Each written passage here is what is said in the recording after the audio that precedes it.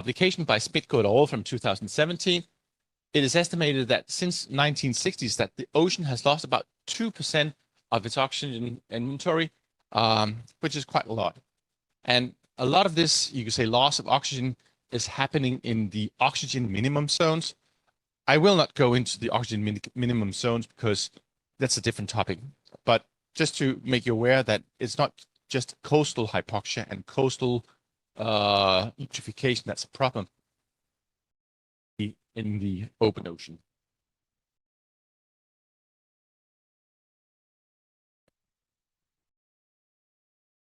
An imbalance between the supply of oxygen and the consumption of oxygen. So we have some consumption of oxygen. So first of all, we have aerobic respiration. So that's the conversion of oxygen to CO2. And then so it's happening when the introduction of O2 through photosynthesis. This is seldomly happening where you have hypoxia, but it can happen. And also ventilation. So this is the physical transport of oxygen to the bottom waters. When that is, say, when the oxygen consumption exceeds the supply of oxygen, then you have a problem with hypoxia developing. So, and what we have seen in recent years is that this balance has tipped. So especially over the last maybe half a century, something like that, since 1960s and forward, there has been a tendency to have more and more hypoxia developing. And that is primarily driven by increased respiration due to nutrient enrichment, as we talked about yesterday, where we have coming from land to change in land use. We produce more food, watersheds, and also food that we're producing, nutrients that have been discharged because our diet has changed more vegetable to being more animal type of food or protein-based food. And as I also mentioned yesterday, increasing temperature also has effect on this for two reasons: that the solubility of oxygen is declining with increasing temperature, and also that temperature or warming enhances the respiration. So more oxygen is needed, or the consumption of all the organic material more consumes more oxygen. CO2 apply. One, reduced ventilation. This especially applies to open ocean. So with the warming that we're seeing, if you warm up the surface water, you enhance the stratification to the open ocean, where we see an increased stratification and therefore reduced mixing and ventilation. It's also happening where we have long residence time. So the longer the water stays down at the bottom, where you can say there's no oxygen, no photosynthesis, no exchange with the atmosphere, then the longer it stays, the more likely waters are going to become exhausted of oxygen. And as I said, darkness is also a matter. And I also mentioned solubility. So darkness is that if there's no light, there won't be any photosynthesis. These are the governing factors of that are tipping the balance between oxygen supply and oxygen consumption. So where do we find the problem areas? This is the say the map, the global map from Brightberg, etc. And you can see it's everywhere. And I will just focus on a few ones that have been published in the literature. We're talking about the Gulf of Mexico, which is a well-known site, a very big area of what they term a dead zone. Bay, which is also quite well investigated. Both of them have seasonal hypoxia. So down here, it's typically occurring in July. And it's a little bit more distributed, you say, from late May until about August in Chesapeake Bay, happening mainly in the main of Chesapeake Bay. You can see this is where it's spatially distributed here in the main stem along the axis of the Chesapeake Bay. We also have it in China. Here we have a number one. We have the Changjiang River estuary, here where the Chang running out. So where the plume from the Changjiang River runs out, and it creates stratification, plus it enhances the high productivity in the area, which means there's a lot of organic material sinking down to the bottom water, and that is being consumed in summer. So typically in August, it's peaking. That's where you have the high, and then also the Pearl River or Sujiang estuary down near Hong Kong and there we go, Guangzhou. There again, it's a seasonal hypoxia in the wet season for the lower part, and at depths typically 10 to 30 meters.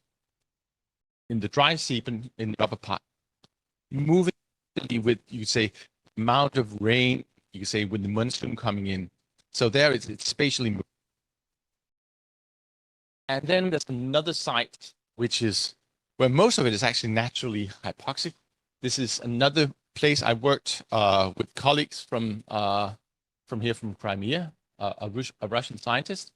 So the Black Sea is an interesting site because it's really an enclosed sea. There's a very small entrance to the Black Sea here through the Bosporus and the Dardanelles, which really restricts the exchange of water with the Mediterranean. This gives a residence time typically on the order of 3,000 years for the bottom waters. 3,000 years is not much oxygen left in the bottom waters after 3,000 years. That's why it's completely sulfidic from 100 meters and below. But it's naturally been. This does not mean that this is the only place where they have problems with hypoxia. They also have seasonal hypoxia. The big river that to the Black Sea on the shelf region there with hypoxia. So these are some of the interesting systems around the world. But let's focus a little bit on the Baltic Sea. This is where I've done most of my work. So the Baltic Sea, as I mentioned, it has several problems, eutrophication, massive blooms of cyanobacteria. Baltic Sea does not have a residence time of 3,000 years, but it's still very long. It's 30 years. So it takes 30 years for like a water molecule to, when it's released, coming from the land side before it's actually leaving the Baltic Sea on average. So it's a quite big system. This is what people normally perceive, at least the people that live around the Baltic Sea. They like to, a period, go out to the beach and go swimming, etc. And this is normally what people think of the Baltic Sea. Say, well, it's nice, you got sandy sediments. You might have some, floating macroalgae here, and you have a jellyfish here, Aurelia aurita. So this is you could say, how we'd like to see our coastal waters. But as we move out and go to deeper depths, we see something happening. This is something's really not right. You can see a lot of the benthic animals, in this case, filter feeders, Macoma baltica. Normally, these bivalves would be down in the sediments, hiding in the sediments, just sending their siphons up to filter the water column. But as the oxygen is becoming depleted in the bottom waters, they try to reach the little amount of oxygen that's still there in the in bottom water, and try to crawl to the surface of the sediments just to put their siphon just a little up and get a little bit more oxygen. But it won't last for long. And if you go out to deeper depth, this is what it looks like. It's a completely dead zone. There aren't any higher life forms here. You have bacteria,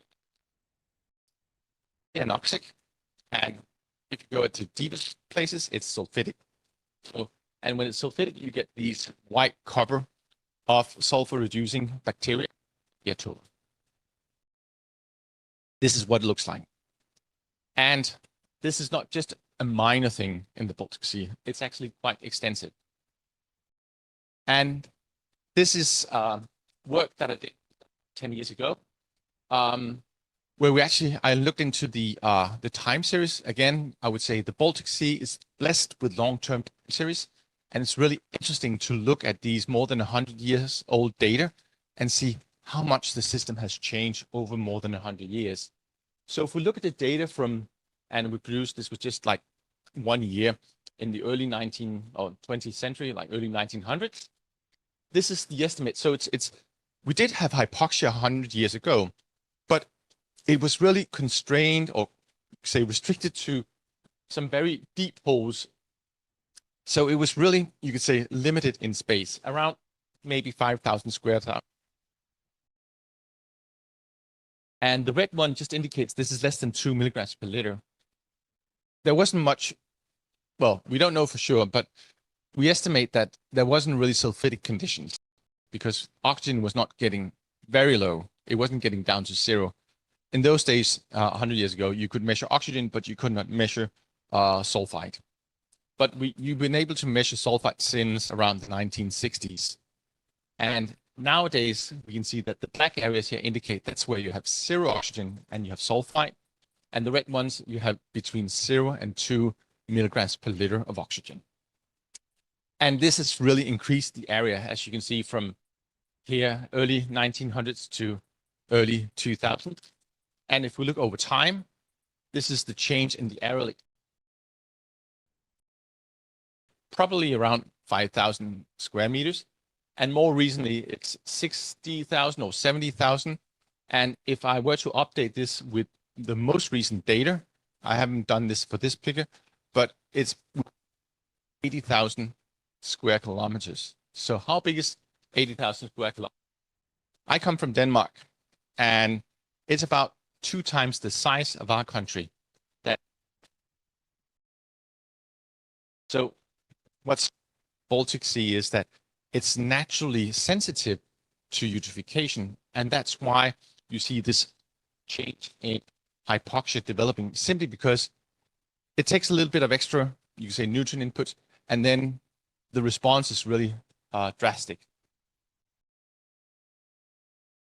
Also have, and I showed that yesterday, this is the entrance area. So what I showed just before was like going out, this is the Baltic Sea, and this is the entrance between the Denmark, and this is our base. This is from this year. So we do monthly reporting. So this is what it looked like in July. And you can see that it's developing. So it's expanding to August, and it's normally peaking September. This is what it looked like just a little more than a month ago.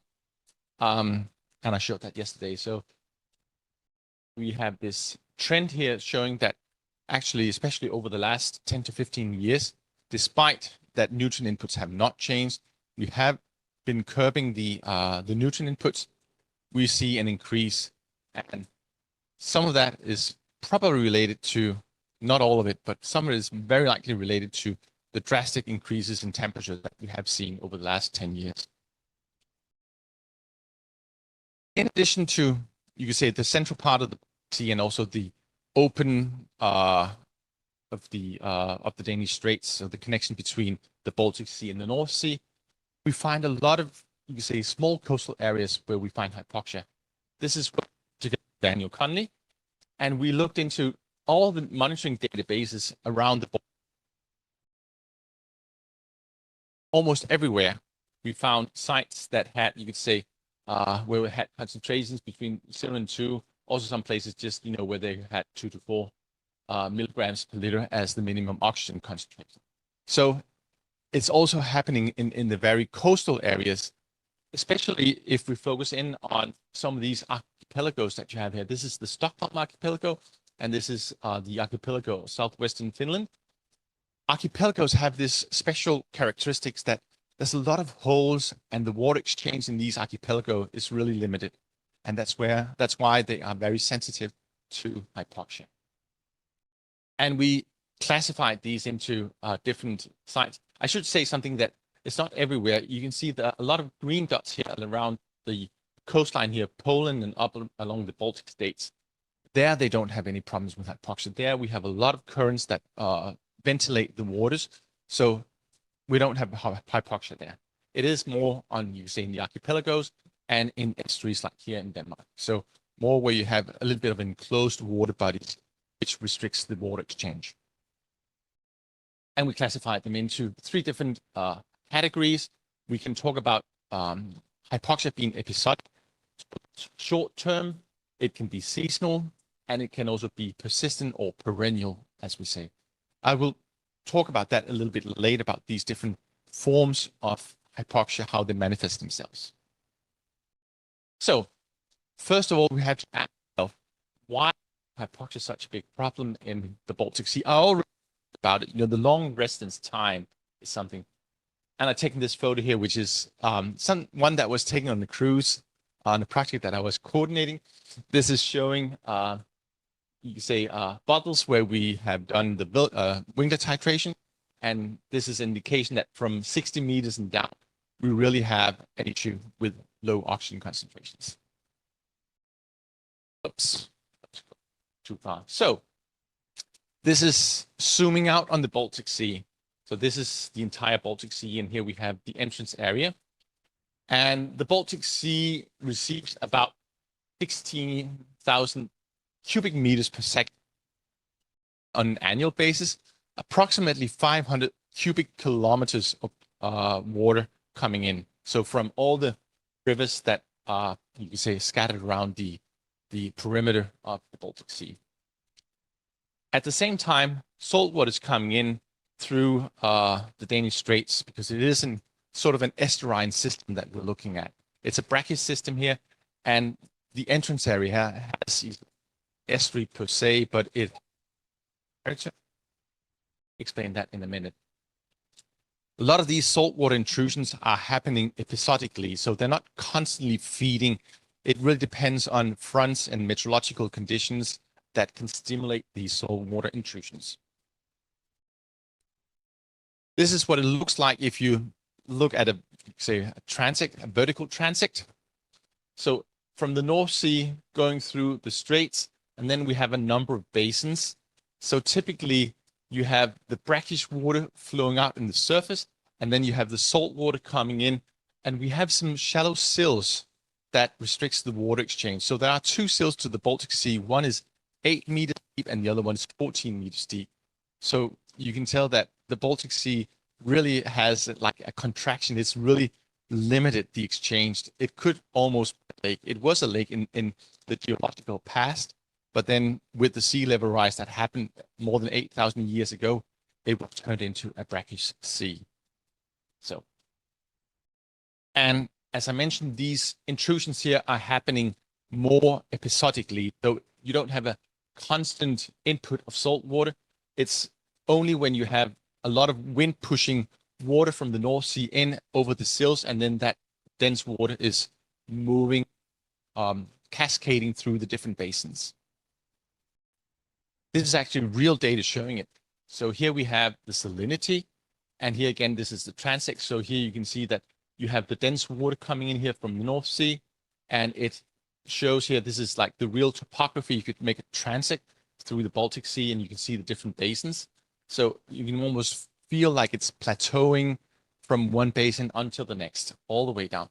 This is something right after a big major Baltic inflow. So this is a case where we had a large intrusion. It was estimated during this one, which happened in December 2014, that approximately 200 cubic kilometers of salt water, like with short-term event.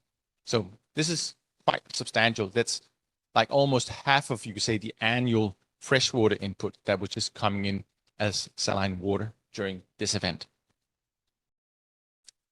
These events are a little bit, you could say, irregular.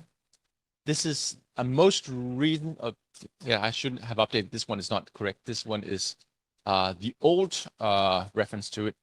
They have updated, the people in Germany and at the Baltic Sea Research, they have updated their index for the major Baltic, or the inflow of salt water to the Baltic Sea. And this one here is showing that you have these decadal oscillations in how much salt is coming in and how much, you could say, how much water is replenishing the bottom waters. So there is a period here that, oops, it's not so visible in this one. But there is a period here in the 80s and early 90s where it was relatively low. We often call that the stagnation period because it's been, it's been analyzed a lot in the literature. So, and I will focus a little bit on that period because it's quite specific when you look at oxygen. So if we look at just the changes. So this was in 2011. We had this that I just mentioned before in late in December 2014, we had another big inflow. You could see that had an effect. It reduced, especially here in the Bornholm Basin. It sort of, you could say, got rid of all the hypoxia in that, because it was just like flowing at this point. And then it continued, and it was having a fundamental or large effect yet in the more northern part of the Gotland Basin here.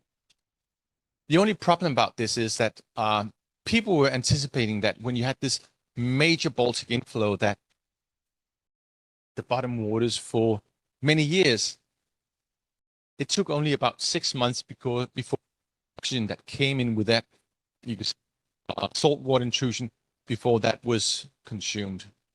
It's really fast, and this is one now such a high sediment, and that even if you have inflows of oxygen-rich saline water, the sediment respiration is just so high that in a lot of substances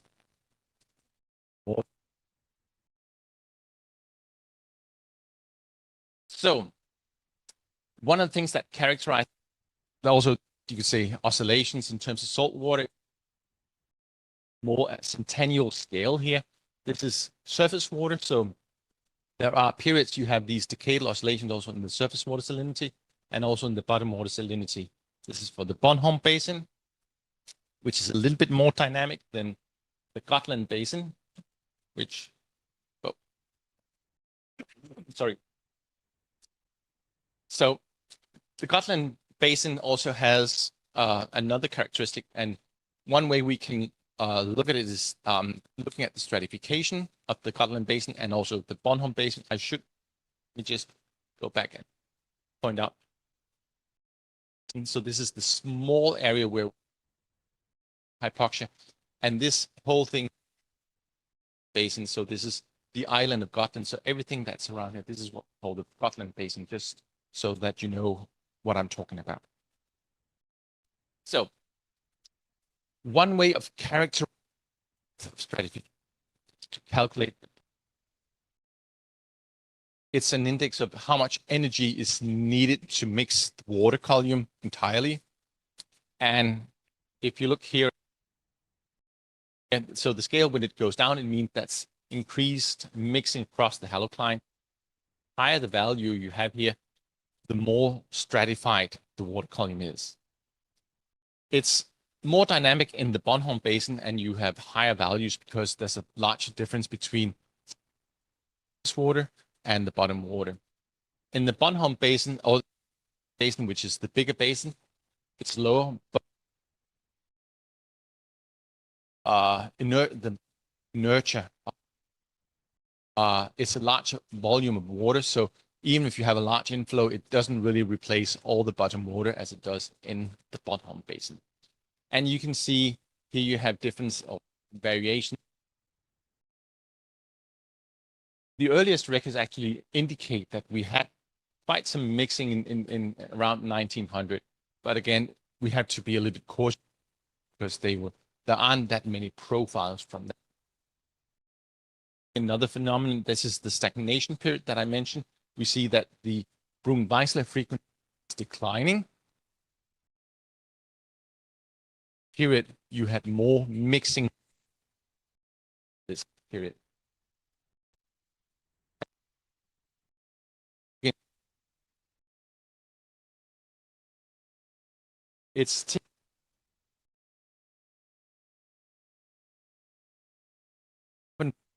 the silt depth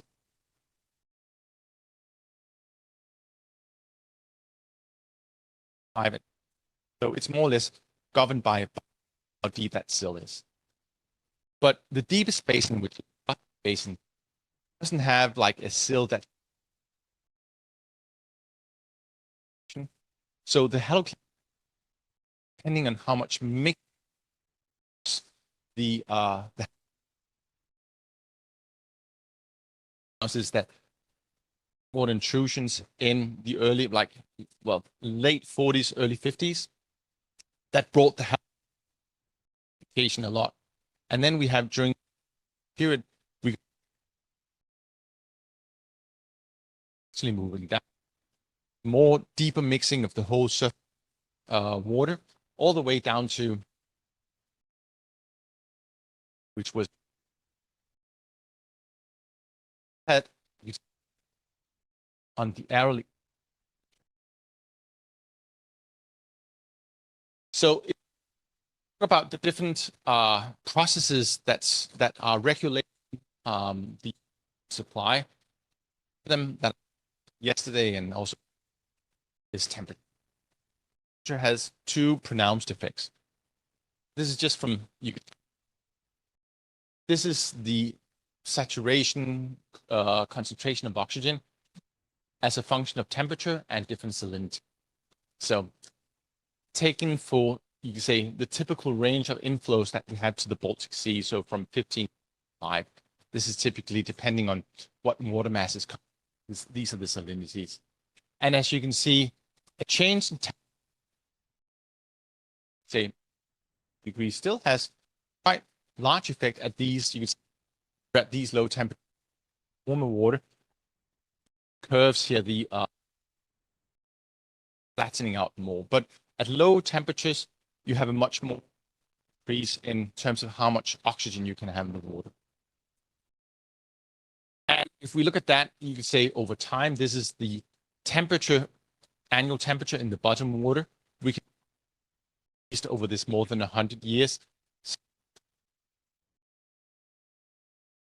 And if you add the more recent data, higher.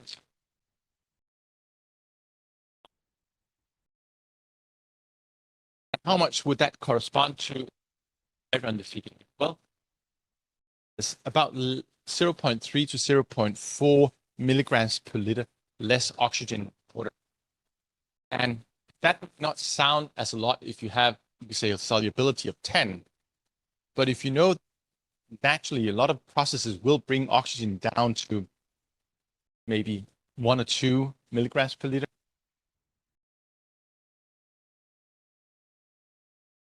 More oxygen to begin with really matters for a lot of the benthic animals. So it becomes critical when you know that you are when you're consuming a lot of oxygen, depending on, if you have more oxygen to start with, it gives you a higher resistance to. So, mechanism when the consumption. These always make them look like the ones we had yesterday. Today was from Denmark.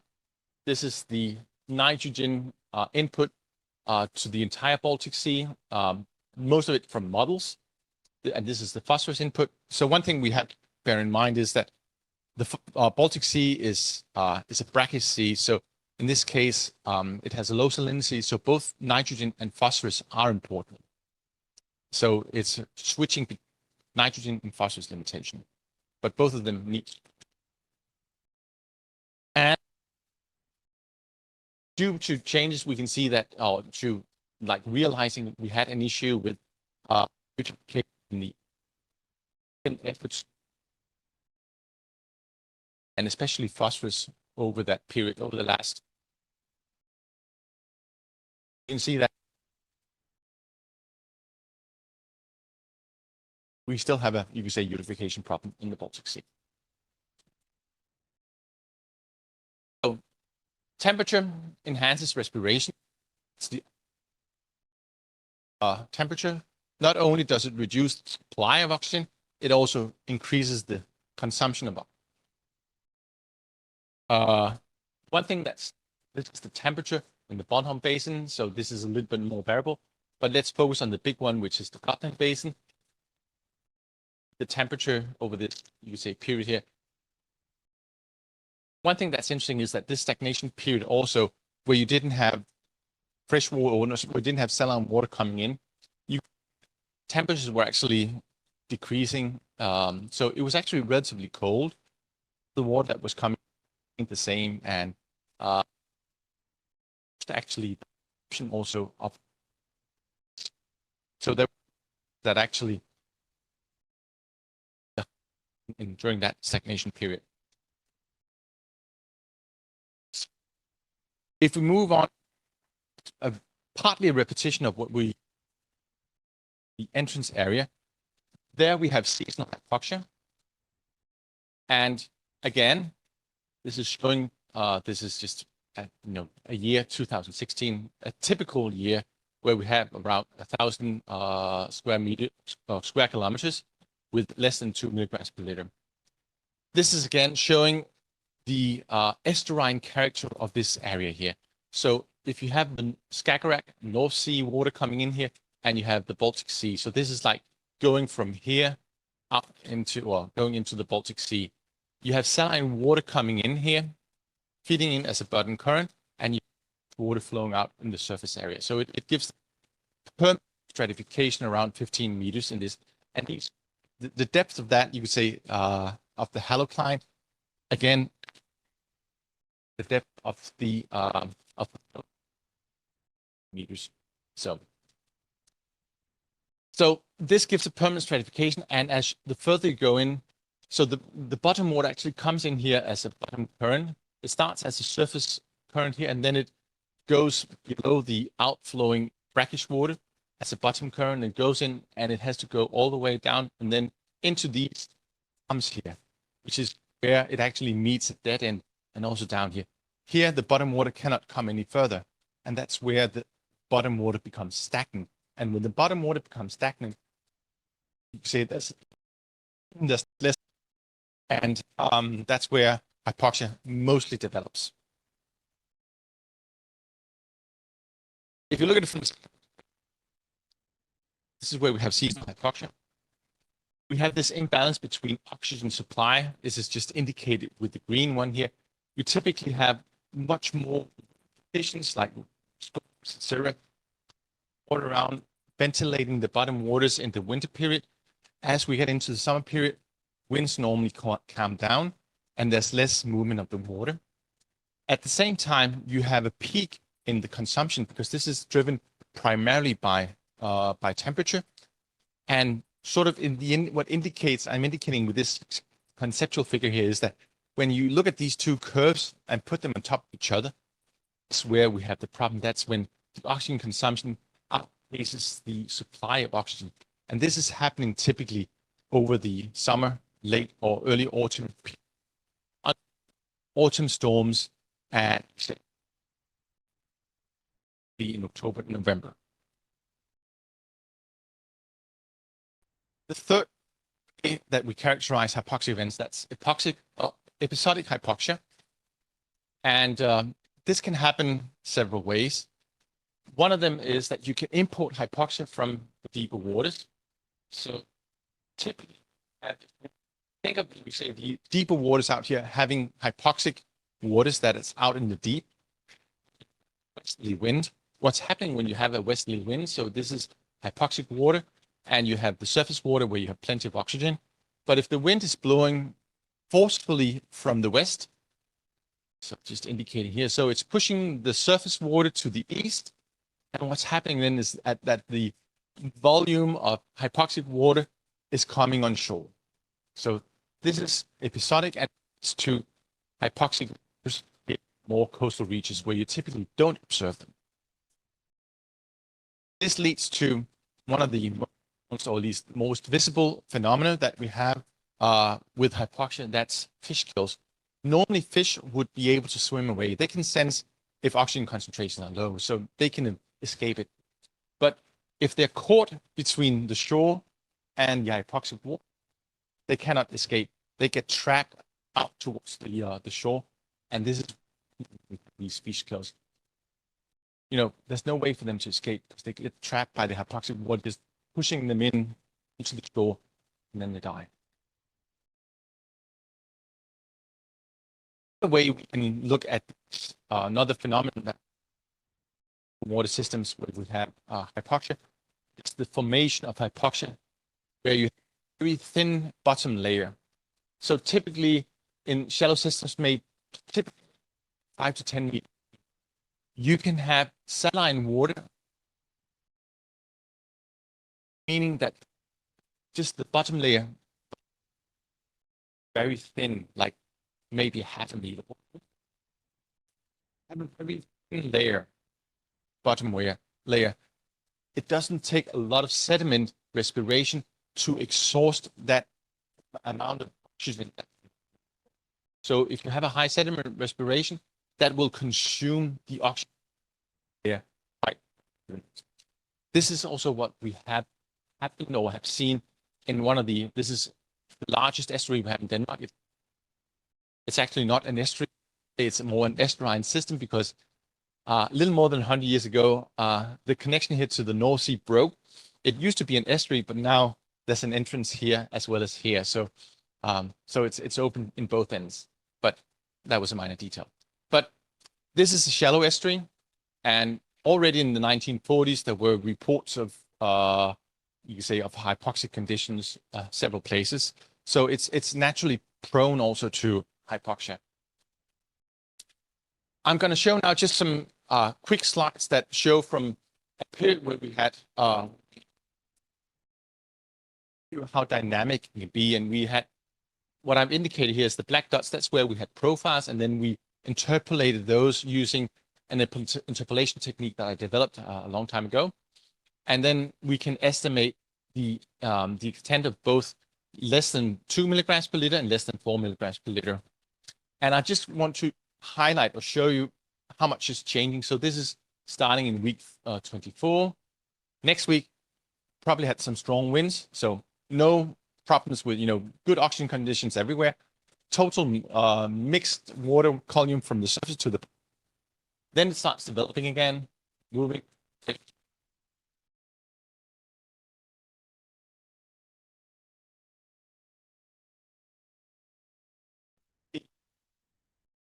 Oxygen everywhere.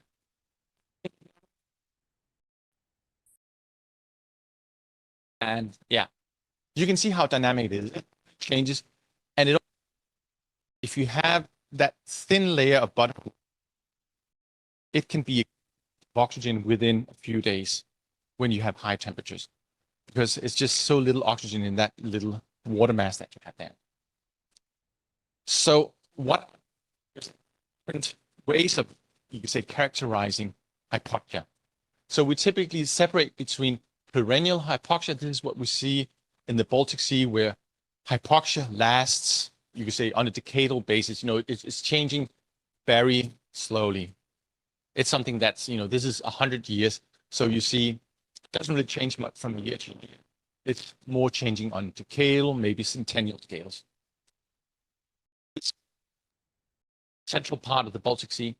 Seasonal hypoxia, this is what we see in the Changjiang River estuary and the Pearl River estuary. We see in the Gulf of Mexico. This is also what we see at the entrance area to the Baltic Sea. If we look at the oxygen concentration over the season, we see that typically you have good oxygen concentrations in winter and early spring, and then concentrations start to go down, and they go down, and you get hypoxia here in the late summer, early autumn, and then you have oxygen supply again, bringing oxygen up. And then we look at the oxygen concentrations in the Limfjorden, the period that I just showed. We can see that it's changed. One station just showing how dynamic it is. And I've separated the observations between mixed and stratified conditions depending on the profile. You could say, good oxygen concentrations, then you have a mixed, and then you have stratified condition. That's bringing oxygen down, but it takes, in this case, 3 weeks because it's still not so warm yet. And then you have mixing again, and then you have stratification, you have mixing, stratification. And as it gets warmer and warmer period here, the time it takes to exhaust the oxygen, it's getting faster and faster. So this is something that you could say I characterized in the publication a few years back, that the hypoxia can take many shapes and sizes. So when we talk about hypoxia, we have to classically, think about these different 3 types: perennial hypoxia, seasonal, episodic hypoxia. So I just want to briefly touch, maybe some of you work a little bit with, you could say, paleo methods, paleoecology. Maybe you have an interest. There's also been a number of studies, and this is not work of my own, so I don't have so much insight into it. I've read about it, so it's not my own. But one other way we can investigate, you could say long-term, like more lineal scale, and we can do that in the Baltic Sea. So one of the classical way of looking at it is to see sediments. If you take the layers of sediment, are they laminated?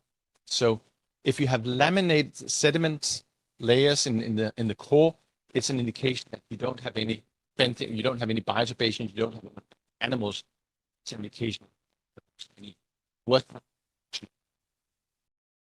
analyze this number of different cores that we're taking, and you can see where you have laminated sediment. So it's indicating that there were animals actually mixing, stirring up the sediments. So this is oxygenated concentrations, and this is hypoxic conditions. So, and overall, when you look at this, there are some periods in time in thermal maximum, which was, and also the medieval climate anomaly, which was more than 1,000 to 2,000 years ago. So these are two warm periods in the Holocene that we've had. And during both of these warm periods, there were indications that oxygen was low in the Baltic Sea. So climate does have an effect also on the, you could say, geological timescale. The other indications people have been looking into, for instance, you can look at the amount of TOC in the sediment cores. If you have oxygen or oxygenated concentrations, there will be less organic carbon. So these two periods, medieval climate anomaly and the Holocene thermal maximum, carbon in the sediment core as you go down core is increasing. So you have higher organic carbon simply because it's not being respired. This indication that this is, you could say, you were lacking oxygen here. Other geochemical redox processes or proxies. One of them looking at the ratio between the amount of organic carbon and total phosphorus. So if you have hypoxic conditions, organic carbon is preserved, but phosphorus is recycled. A lot of it is recycled, especially the iron-bound phosphorus. And we can see that here. There we go. That these two periods, so this is the medieval climate anomaly, and here we have the Holocene thermal maximum. We see that this ratio is much higher. And what's interesting here is that this is the last maybe 50, 100 years. You can see that the increase here is quite drastic.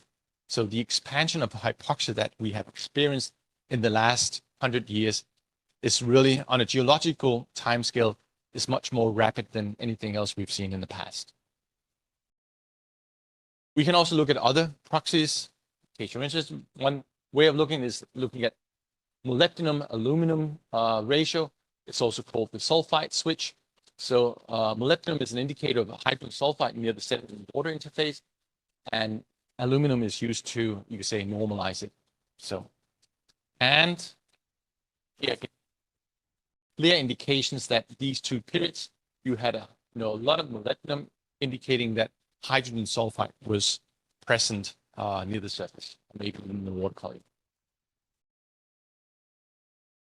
What's interesting is here the change over time. So if we look at the rate of, you could say, on this proxy, normally when you look at, you could say, the changes, they're very small. But the more recent ones we've had, it's very rapid. The intensification that we've seen on a geological timescale is unprecedented. We've never seen such a rapid change in hypoxia as we've seen over the last 100 years or so. And maybe this is why we call it the Anthropocene. If you are aware of that, you can say term. I think it's still been, among geologists, it's been discussed whether we should give it, you could say, a new name for the Anthropocene, or whether we should stick with the Holocene definition. But that's a different story. So another thing is that we have lower temperatures. So when it's, you can see that it's reversing back. So when you have hypoxia and you have at least on geological timescale, we've had cooling periods, then the system flips back to an oxic state. So we just want to peek, you could say, the geological part of this talk. We've had these two periods, so the medieval climate anomaly, we've had the Holocene thermal maximum, which were characterized by hypoxic conditions. And bottom water sulfide was high in both periods, similar to what we see today. That we saw that was recovering. But this recovery, you could say, may have happened over longer periods. It's difficult to assess with these sediment cores, which do not have a very fine temporal resolution. But most important, the modern hypoxia is just happening extreme compared to seen in the past. I'm going to touch briefly. We have some that predict what will happen. So, scenarios. So, this is basically from, you can say, I showed earlier the extent of hypoxia going all the way back to 1900, but this is from this modeling study that starts in 1960s. And then from this point on, we can look at different scenarios. What would happen if we keep the nutrients as they are at this, you could say, the reference scenario, so keeping as they were in this period here. Same level, hypoxia will improve due to temperature increases. So the extent of hypoxia will go from 70,000 up to about 80,000. But what will happen if we do the business as usual? So if we intensify agriculture as done over the last 50 years, if we do that also in the future, we will see that it's expanding even further. And then we have established something in the Baltic Sea called the Baltic Sea Action Plan, which stipulates that all the countries around the Baltic Sea should reduce their nutrient inputs. And if this is happening, the model says that we will have a slight reduction in the area extent of hypoxia. Not drastic, but at least it will, you could say, reduce it. And you can also argue that with this one, the blue one, business as usual, you can see that it's plateauing. The reason why it's plateauing is actually because of there's a, you can say, where the halocline is, that sets the limit for where you will have hypoxia. Above the halocline, you will not have hypoxia because that's been relatively oxygenated. So we're actually, in the blue one here, we're reaching the maximum possible extent of hypoxia. So the drivers, well, as I said, you could say Baltic Sea is naturally prone to hypoxia. It is a very sensitive system. And that's why it's more important to, you could say, to manage the nutrient inputs to that. But we're also seeing that it's naturally prone, and even in the geological past in the Holocene, there were two longer periods. But what we see today is different from what we've seen in the geological past. The intensification of hypoxia is just happening so much more faster than we've seen previously. And it's more intense and widespread. So definitely there's an anthropogenic impact on what we see in hypoxia. Climate might have an effect, but definitely the inputs of nutrients are important. The saltwater inflow cannot explain this, you could say. It's modulating, it's giving rise to these decadal oscillations, but there's no change over the long term in the saltwater inflow. It's just oscillating, and it's bringing these, you could say, decadal oscillations, typically 10 to 20 years into the system. And if we look at the seasonal hypoxia, it will become more frequent, and it will expand in a warmer climate without nutrients. This is especially when we look at the Danish Straits, the transitional area. So I'm going to switch gear now. So this was about, you could say, why do we have hypoxia? But there are also some consequences of hypoxia, and that's important. So why are we concerned about hypoxia in the Baltic Sea and globally? Well, essentially, oxygen affects everything. It's so important to all life. Well, most life forms except for some bacteria. So it affects the biodiversity and the food webs. It's affecting the biogeochemistry. It's affecting the evolution adaptation of organisms. It's degrading habitats from the tropics to the poles. It has the physiological effects. This is just illustrated with some fish ovaries. This is under what it looks like the same species under normoxic conditions and under hypoxic. You can see there's a slight visual difference there. And it also affecting societies like fisheries, economies, and human health. So it penetrates everywhere. It's affecting our marine ecosystem. And as I said, it's probably one of the most pronounced effects of eutrophication. It's really so detrimental to marine ecosystems. So for those of you working in biogeochemistry, I can see it switched a little bit, from the original ones. But this is you could say, a cartoon that I borrowed from one of my good friends and colleagues, Jeremy Tester. And this is just showing the nitrogen cycle. How is the nitrogen cycle affected by oxygen? Well, normally we have ammonia being transformed into particulate by phytoplankton. So we create phytoplankton uptake of ammonia. Those, when they die, they sink to the bottom, and you have PON in the sediments. That is being remineralized into ammonia, and some of that goes up and goes again if you increase that. But also, let's see, some of the ammonia is being nitrified, and it's converted into nitrate. And when you have nitrate and you have organic matter, you have denitrification. So the system is, you could say, cleaned up. You could say denitrification is a way to get rid of the excess nitrogen that you have in the system. So it's you could say it's a good cleaning process that we have.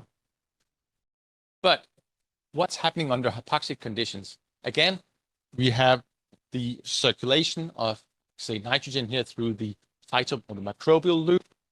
But the point is, if you don't have oxygen penetrating down, you don't have any nitrification, and you don't have, you could say, ammonia being converted into nitrate through nitrification in the sediments. And this means that more of the ammonia would come back and create this larger internal loop sustaining hypoxia in the system. Oops. It also affects phosphorus. And this is a well-known phenomenon, especially from lakes, that where phosphorus is sedimenting down, it is absorbed to iron. But when you have hypoxic conditions, iron is reduced, and this means that phosphate can no longer absorb to iron. And this means that the phosphate is being released from the sediments back into the water column. So there's this internal feedback that you have here. I'm not going to go into the detail. I'm quite sure that maybe some of you that have studied biogeochemistry have learned about these processes.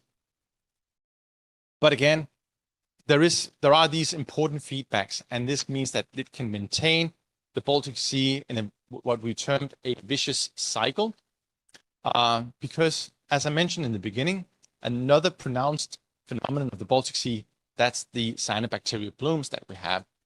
Whoops, just go back. This is from a review paper by Emil Batera in Ambio. And this is showing the more detailed cycling of nitrogen and phosphorus in the system. Let me just get you a very short form of this. So if you have hypoxia, then you have release of phosphate. But release of phosphate actually into the bottom waters will eventually make it up into the surface water. And we have cyanobacteria, which can fix nitrogen, but they need phosphorus.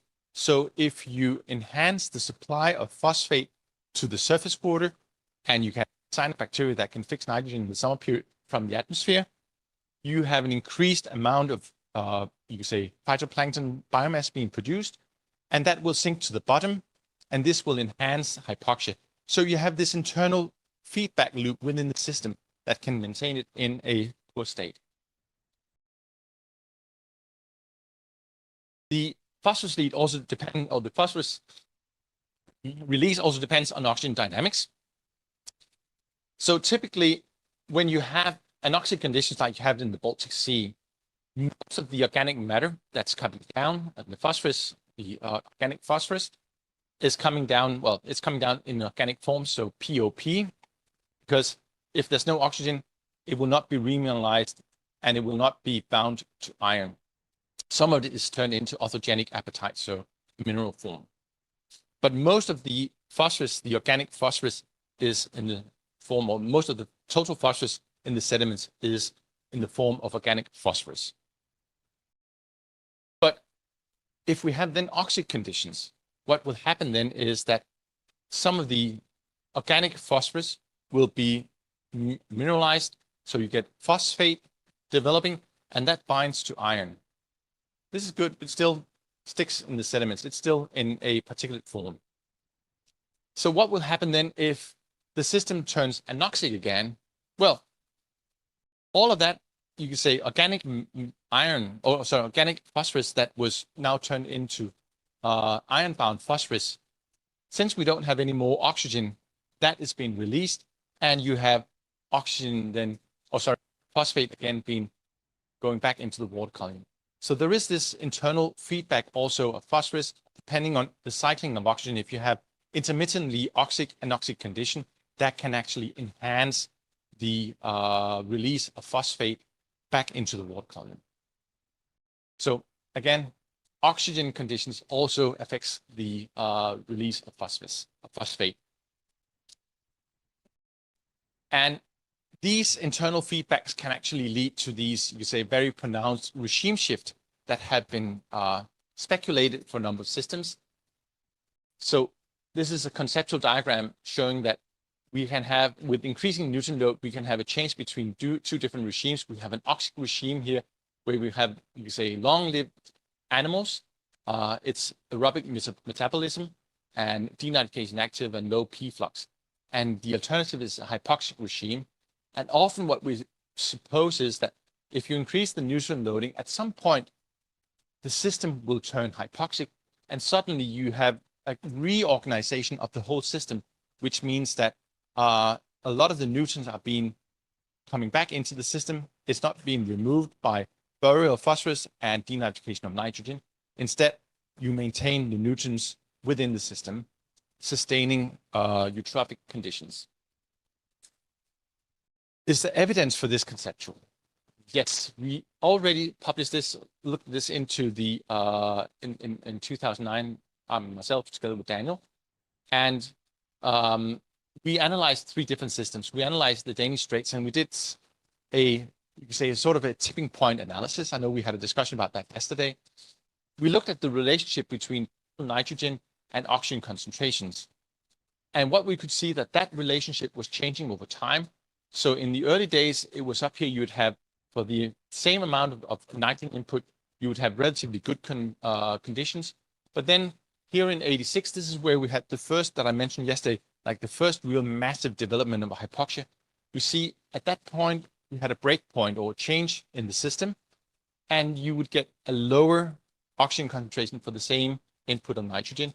In 2002, we had yet another massive development, and you have another relationship. Unfortunately, well, I haven't developed this further in testing. Say, it could be interesting to do it for more recent data to see if there are several like changes over time. Every time we have a major oxygen depletion, it completely alters the whole configuration of the system, and it leads to more hypoxia, so sustaining a unhealthy state. We did the same for Chesapeake Bay. Break point in the time series around 85, 86. That is also occurring with a major development of hypoxia in Chesapeake Bay. So again, we can see that the hypoxic, in this case, it's the hypoxic volume that is increasing. So you have more hypoxia with the same inputs of nitrogen after 86. And Gulf of Mexico is exhibiting the same. Here they look into the hypoxic area. Again, coinciding with a major development in '92, you have a change. So after that, you have a larger area of hypoxia developing with the same inputs of nitrate. In this case, they use that as a metric. So there are clear indications that systems can fundamentally change when you have these large-scale hypoxic events. So it's not just conceptual theory. I think also we have some quantitative evidence that this is happening in systems. So what's happening? Well, there is, when we have low oxygen concentrations, we see an alteration of the system. This is the original model, the classical model by Kirsten Rosenberg. And this is just showing what the sediments might look like under different oxygen concentrations. So this is still relatively high oxygen saturation if you have fish. And the point is you have deep burrowing organisms, you could say, polychaetes, etc. They're creating these galleys, that is bringing water and solutes down into this deep into the sediments. As oxygen concentration decreases, you see that the redox line here is moving up in the sediments. This means that a lot of the you say the burrowing animals like polychaetes, they leave their burrows and they seek towards the surface of the sediments because they want to be closer to where the oxygen is. So you have these empty galleys here that are void of any animals. And as it, you could say, decreases even further, we see that the bivalves and urchins, that they die. And we see a lot of more myofauna and small organisms developing. So people that can, animals that can still sustain these very low oxygen concentrations that we have. And eventually, all animals, they die. And the only thing that we are left are these sulfur-reducing bacteria, Begiatua they're called. So this is the model for how, you could say, the benthic fauna or the benthic community is changing with oxygen. This has repercussions for also everything that's happening in sediments, because normally the remineralization of, you could say, a lot of the organic matter and also the denitrification and burial of phosphate or phosphorus depends on also on the aerial extent of the sediment. So when you have animals that live down in burrows like this, they bring down oxygen into the burrows. They bring down solutes from the sediments, which enhances the transport of, for instance, nitrate across the sediment water interface. So if these animals that are very efficient bioengineers, if you lose those, you also lose a very important function of the sediments. That is the removal or the control of nitrogen and phosphorus cycles. So this is just highlighting the importance of having a healthy benthic community. This is just showing conceptually again the difference between having a good system with oxygen conditions. We have these large animals, long-lived, slow-growing perennials, deepening, bioengineering species, as opposed to when you have hypoxia, they're normally small species, short-lived, annuals, and fast-growing and surface modifiers. And eventually, if you get completely anoxic conditions, then the system turns into this one. So, okay. One thing that's when we have hypoxic conditions, as I said, if all animals, they need oxygen. And if there's no oxygen, they die. Fish, they can escape by swimming, but benthic, a lot of the macrofauna down there, they're not that motile. They're just motile at a very short spatial scale. So they die off. There are some estimates of what is the impact of hypoxia. In the Baltic Sea, the extent of hypoxia here was assessed by, in this paper by Carlsson et al., that there's a missing about 3 million tons of benthic biomass. And you can imagine that if you had a thriving benthic community, this is sustaining a lot of fish that live of these benthic animals that feed on them. So you're actually missing an important food source for all the fishes in the Baltic Sea. This is just one of the problems that the fisheries in the Baltic Sea have totally collapsed in the last 20, 30 years. I mentioned yesterday that we had in 2002, we had this very extensive hypoxia. And during that, it was estimated that just from assessing spring to hypoxia, we lost about 300,000 tons of benthic biomass. And then we have all the small coastal sites, which are also hypoxic.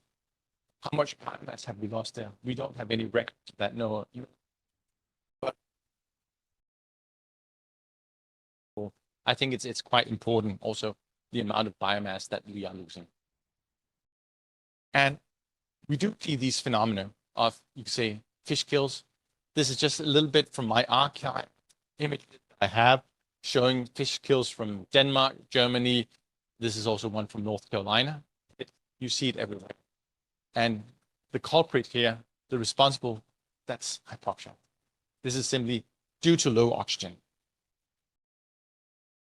Another thing is that it's changing the habitats and is also affecting the more mobile species.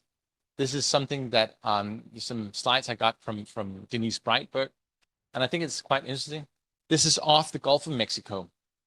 And this is just showing where you have, you could say, hypoxic area. So this is very low concentration of oxygen. And then so this is like the patch of low oxygen. And this is showing the total catch per unit effort. So this is where you can say how much would the fishermen catch when they fish for shrimp.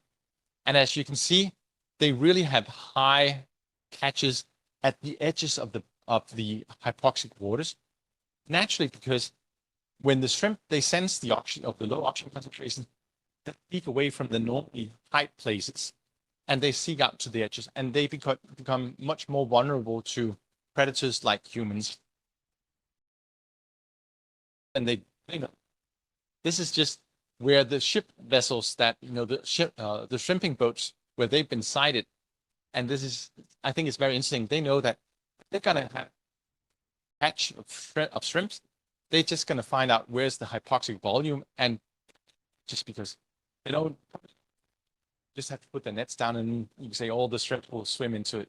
So I found that a little bit curious that there is this clear link between, you could say, hypoxia, the habitats for shrimps, and also how humans actually utilize that, for our socioeconomy. So, yeah, consequences. Well, it affects everything. As I said in the beginning, we can talk about biogeochemistry. It affects through redox-dependent processes, nitrogen and phosphorus, and in all cases, it enhances the release or re-release of nitrogen and phosphorus back into the water column and sustains eutrophication. Multi benthic species, they are naturally more prone, so fish cannot tolerate very low concentrations of oxygen, but that benthic fauna can do that, but only to a certain limit. So if oxygen drops very low, also the benthic fauna, they die off. But said, yeah, we will, there are also these non-motile species that are susceptible to extended periods of hypoxia, and that alters the composition. So you see this gradual change. So even if you think of that you need to have very low concentration to have a die-off of the benthic fauna, you already see the effects at, you could say, at higher oxygen concentration. You see an alteration from, you could say, larger species to smaller species, and then finally you lose all of them. And fish, of course, the fish cannot survive in hypoxic waters, and that makes them more vulnerable to predation. That includes fishing. And warming enhances the effect of hypoxia. It's another thing. Most of the organisms that we have, are tolerant, say, an oxygen tolerance, but that oxygen tolerance is also affected by temperature. So the higher temperature, the more oxygen in the water, the different organisms they need. So there's also a link here in terms of the consequences to temperature and climate warming. So we need to have more oxygen in the water when it gets warmer. And I think that was my last slide. Oh, that was just one that I skipped. So with this, I'm happy to take talks, and I'm sorry for going a little bit over time, but I hope it was interesting.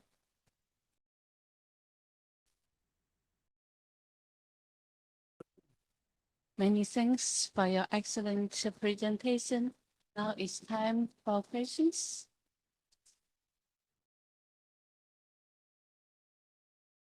So, Jacob, I have a question. It's not related to science. I'm just curious about, since all the results show that if even you reduce the nutrient loading, it's only improve the hypoxia condition to some extent, but it Yes. can change it by nature. So have you ever considered to, for example, to build a canal to connect the North Sea and the Baltic Sea to accelerate the water exchange? There are people are, I would say, entrepreneurs are suggesting a lot of different things. So I think it's you have to think about the realism of doing that. There are people that have talked about, you say, extending, like digging away the sills to enhance, you could say, because the water exchange between the North Sea and the Baltic Sea is restricted by the sills. But think about the amount of material that has to be excavated there. We're talking about, you could say, maybe if you want to deepen a sill from 14 meters down to maybe 30 meters. And it's not just, you could say, it's not just an area, it's like square kilometers of mud that have to be transported away. It's going to be enormous. And after some time, it will probably, you could say, clog, or you could say you'd have sedimentation again in that area.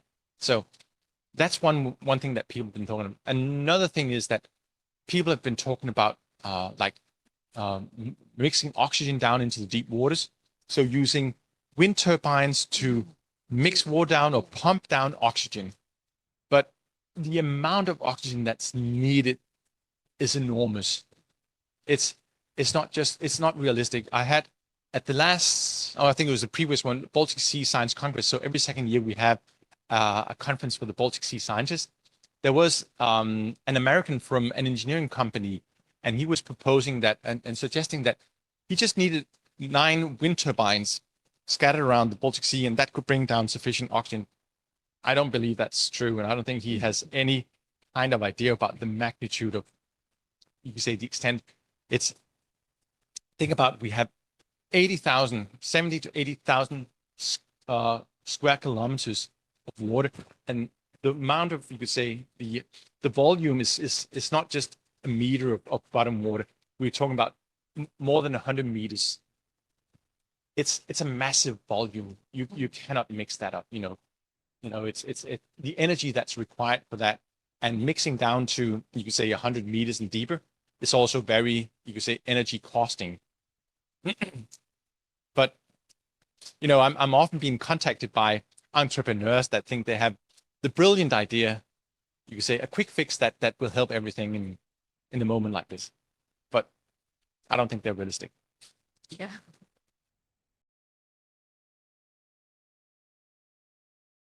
Please.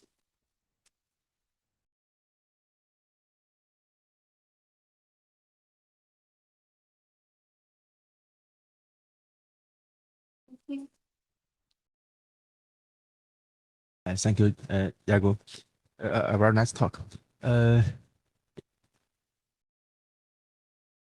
years ago, the Chinese scientists also found the hypoxia in the Bohai Sea. Yeah. But nowadays, the phenomenon of hypoxia in the Bohai Sea is not found recent years. Maybe it belongs to the control of nutrients inflow to the Bohai Sea. I think. Yeah. And how about I have a question about the hypoxia in the Changjiang story. Yeah, we know when the 3 dam was constructed, the nutrient into the East China Sea will decrease in recent years. Yeah. But the hypoxia adjacent to the Changjiang estuary is also you see sustainable in these years. What's reading about it? I'm not an idea. Yeah, I also read some papers such like Wenxia. Yeah, I have worked a little with, you could say, hypoxia in the East China Sea together with colleagues from Second Institute of Oceanography, and you say it's first of all, it's, you say, the extent of hypoxia is very variable from year to year in off the Changjiang River plume. Having said that, I know also that the nitrogen input has decreased, and also the phosphorus input from the Changjiang River has decreased since the last last 10, 15 years, something like that. So this should, you could say, help, at least reduce eutrophication, but it can still possibly, one thing I think, fundamentally you have to think about what is if you want to reduce, you could say, the aerial extent of hypoxia, what is then the capacity of the system to maintain good oxygen conditions?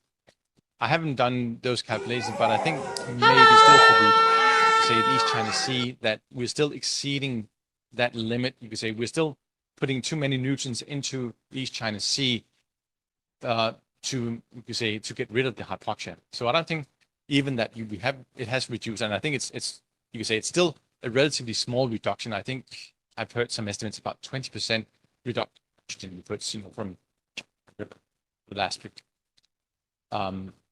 Is that sufficient, or would you need to go further down if you want to get rid of the hypoxia? I think also data from the East China Sea, for instance, we have from the Baltic Sea, but there are also data from the 50s and 60s. I've seen some publications on that showing that that hypoxia was not really a big issue. It wasn't. It has really developed a lot. You could say maybe compared to what we have in you could say in Western Europe and the Baltic Sea, maybe with a delay of 20 years, something like that. But it just come a little bit later, and you have the same development. You're looking at the same trends.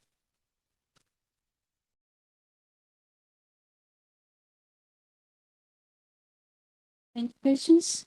I remember the Onion Togo notebook last night for questions. Do you want us now or later?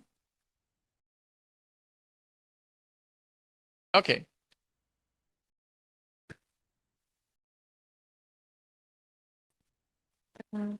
Yesterday's blog, the report is very grateful, and the summary is about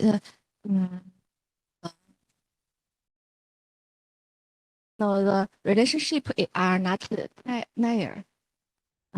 We collect many data about Bohai and the Yellow River, and I think it's very difficult to integrate together the data. So maybe I say your PPT maybe just show the change. So your question is about if you have data that are irregularly sampled, or sample? I'm not sure I understand your question. We have collect many data Yes. about maybe nutrient, Yes. agriculture, fertilizer, many others, and it's difficult to integrate together. Yes. Maybe to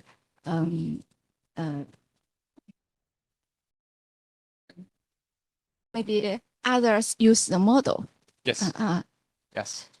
You need to integrate them by means of a model, because the point is you cannot just average data that have been sampled in different locations and at different times of the year. That does not make sense. It's not meaningful to compare. For instance, if you're looking at hypoxia, if you compare 1 year sample in May with a sample in another year in August, you cannot compare those two because they're taken at different times of the year. Yeah. And the same would apply spatially. Station that's closer to the Yellow River would have higher concentration of nutrients than one that's further offshore. So you need to take into account, you say, the spatial and temporal distribution of your samples. But that can be done through models, either statistical models, which I work on. There are also people that work on more mechanistic, coupled hydrodynamic biogeochemical models for integrating these data. But we can talk more about it. I'd love to discuss that more in detail with you. Thank you. And I think how to effectively estimate the input about like fertilizer or other sewage water effectively estimate is difficult, I think. Like output into the river or soil or land. Yeah. Maybe we will re-estimate. Yeah. Estimate. Yeah. So your question is about how do you estimate the nutrient input from land to the sea? Human Or source apportionment? yes. So source apportionment. Maybe we will re-estimate. Yes.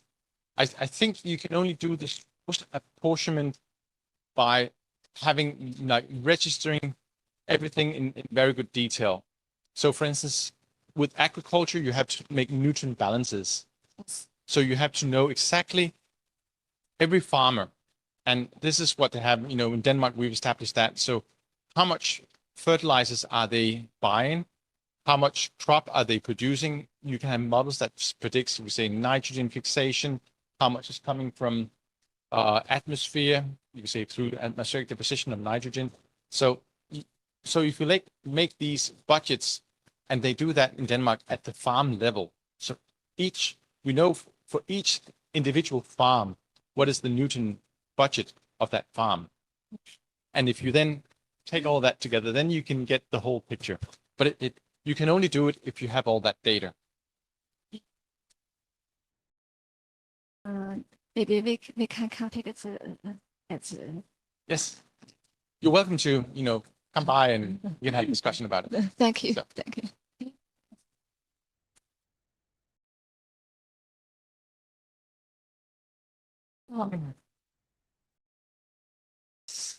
So- Questions from the website. Yes. So should we start?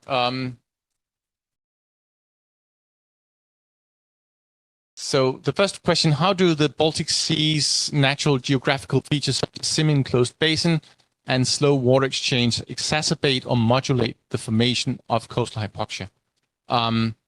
So it's not that for instance, the residence time is changing a lot over time. It's not, so the residence time is relatively constant, around 30 years.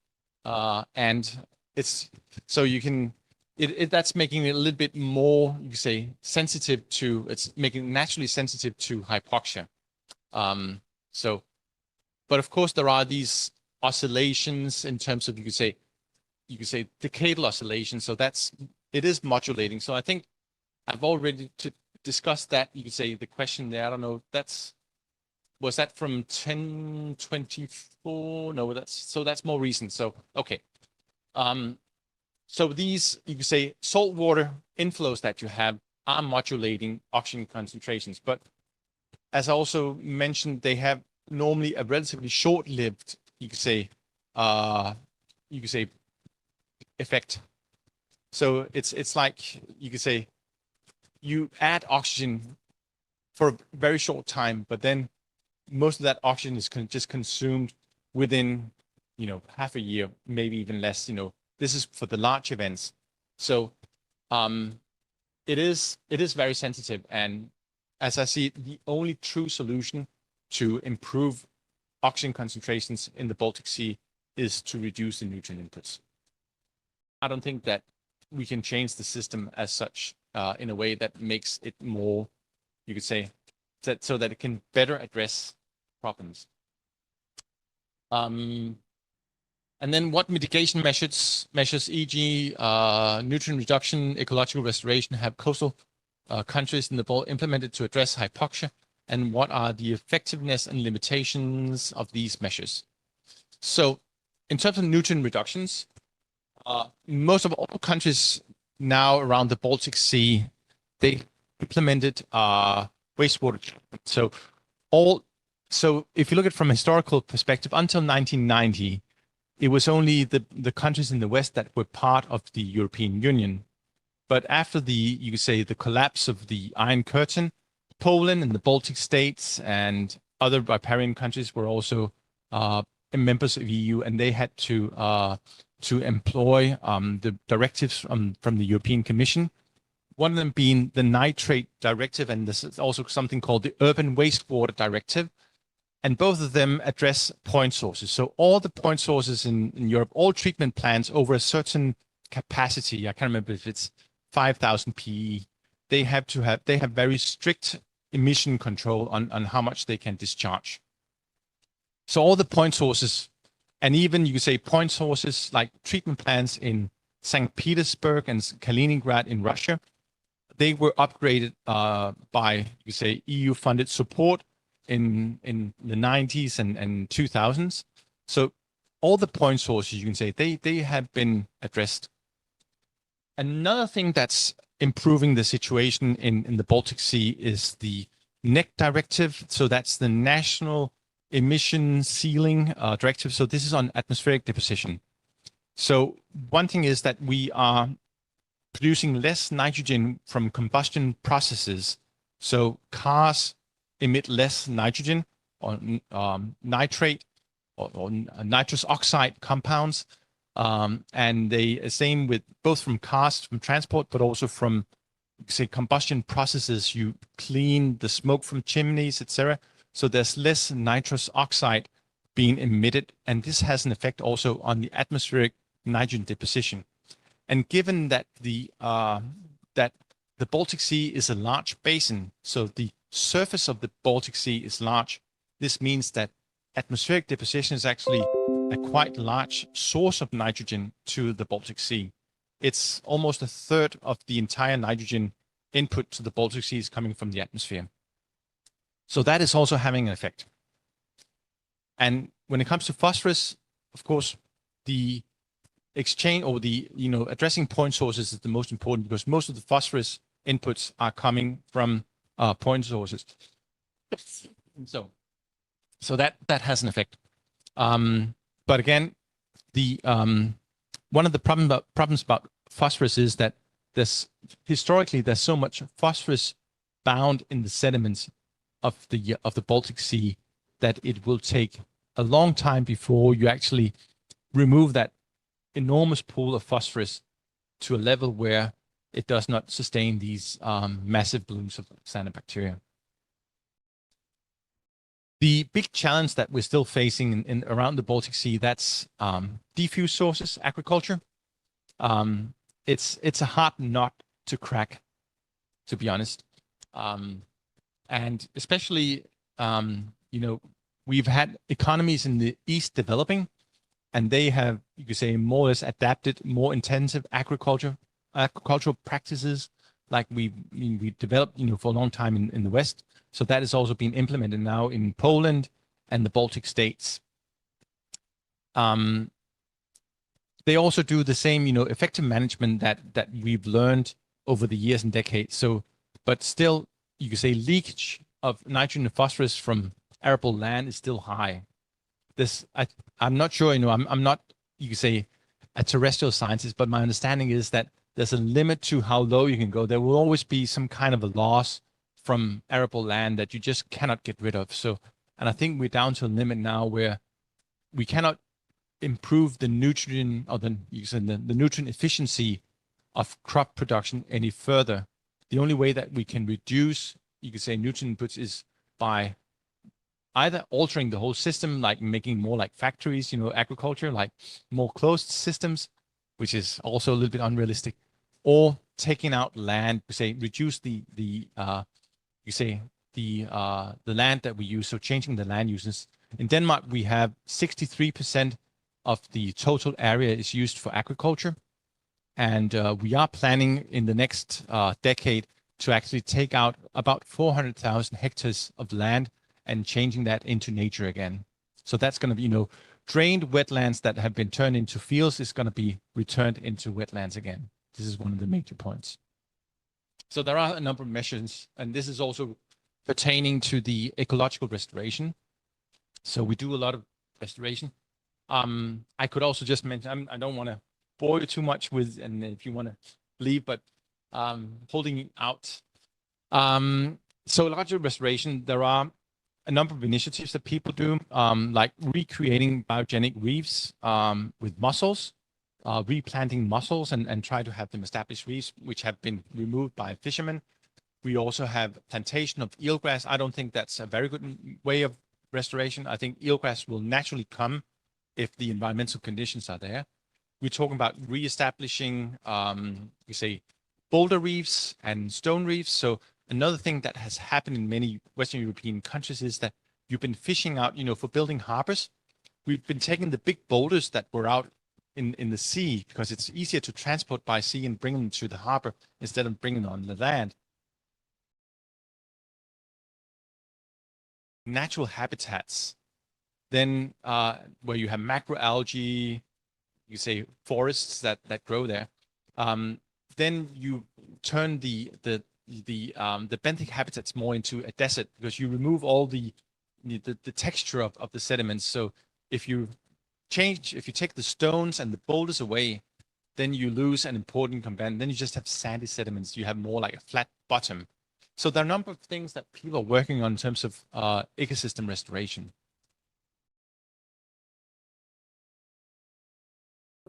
Okay, I have questions. Maybe I will ask later for the resilience and the regime shift. Yeah. If Thank you for your presentation. I have a question. The extent of water mixing can be assessed by calculating buoyancy frequency. Yeah. For which water layer is the buoyancy frequency calculated in your study? Okay, in what I showed here was around the halocline. So it's calculated. So the halocline is typically around 20 meters, where you have like the big change in salinity, and it's around 70 to from 60 to 100 meters, something like it. It's located in that range at that depth. So the physical structure of the water column in the Baltic Sea is that you have a deep halocline, which is located at 70, 80 meters depth, and then you have a temporal, or you have a seasonal thermocline developing over summer. So which starts from the surface and then deepens as it warms up down to maybe 40 meters, something like that. So okay. So we don't take the thermocline into account when we calculate the Brun-Weisler frequency. Okay, thank you. if you have any questions, you can go to Jeff's office or ask on her through the website. Yeah. Thank you, Jacob, and everyone here and online. Thank you again. Yeah. And after later we have Okay. Yes.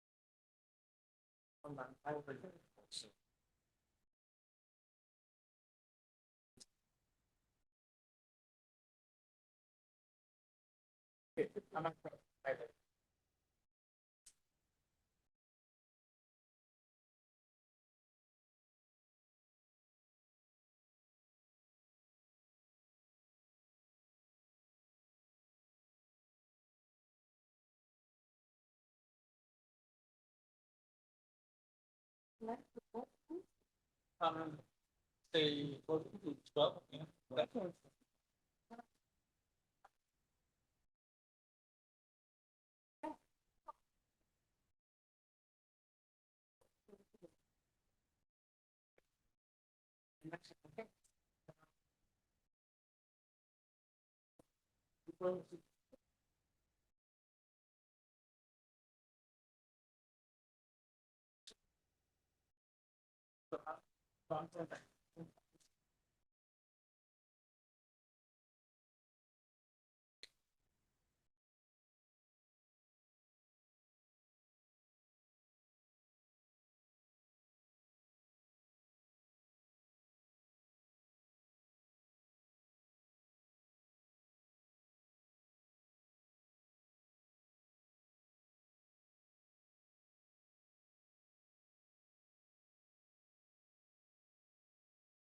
See you.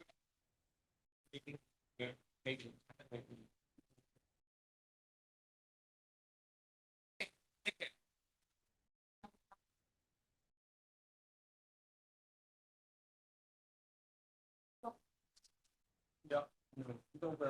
Yeah. Also.